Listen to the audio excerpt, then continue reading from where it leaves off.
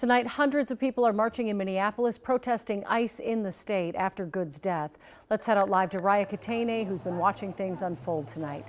How is it out there, Raya? Julie, this crowd is actually quite a bit smaller from the group that gathered a few hours ago on Lake Street and Chicago Avenue. That was quite a large protest that we saw. That group then marched down here to 34th in Portland, of course, where that shooting and Renee Good's death took place here yesterday. We saw a little bit of commotion going on here just a few moments ago on the corner here of 34th Street when MPD police cars showed up with their sirens and their lights on, as well as an EMS SUV vehicle and an ambulance that we saw out here. And they were greeted by protesters who pretty much told them that they didn't want them here, that they're not needed here. And then the police cars we saw actually turn onto the street and leave. And we've heard from MPD that that was a report that was unfounded. And I suppose that is why they left. We also know that Governor Tim Walz does have the National Guard on standby currently in case things do escalate. But I will say we have not seen any signs of aggression or violence here tonight. We've spoken to protesters who say they want their actions and their words to be loud enough for elected officials to hear. The streets of Minneapolis are once again full. Issue arrest warrants for Jonathan Ross. From Lake Street to Portland Avenue. We all stand with each other, especially in Minneapolis. As the demand for justice in Renee Good's death grows even louder. The people who did that, who killed her, need to take accountability. They deserve to be locked up. When do we want it?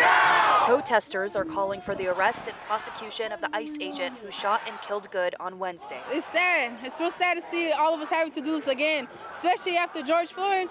We shouldn't have to keep on doing this. Through the chants and drums, the people on these streets say they will not back down as they stand in solidarity with immigrants in Minnesota. Now is a time more than ever that we need to continue monitoring, continue checking, and continue looking after our neighbors. And they say they will be out here as long as it takes. As long as we have to.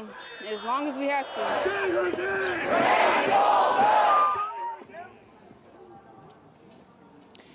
So we are currently standing on Portland Avenue, and protesters have pretty much blocked off both ends of the street, so vehicles can't really enter or leave here. It's mainly people walking throughout, gathering in different groups that you can probably see behind me. A little bit of noise going on the other end as well.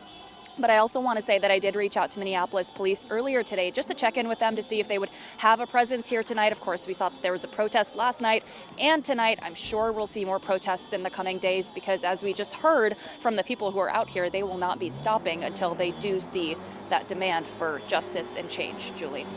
So, Raya, did you see any police presence out there tonight, or is it mostly just peaceful protesters walking the streets? From what I've seen, it's mainly just been people out here. We've seen parents, some children, teenagers, really a big mix of people. I have not personally seen a police presence. All right. Thank you, Raya.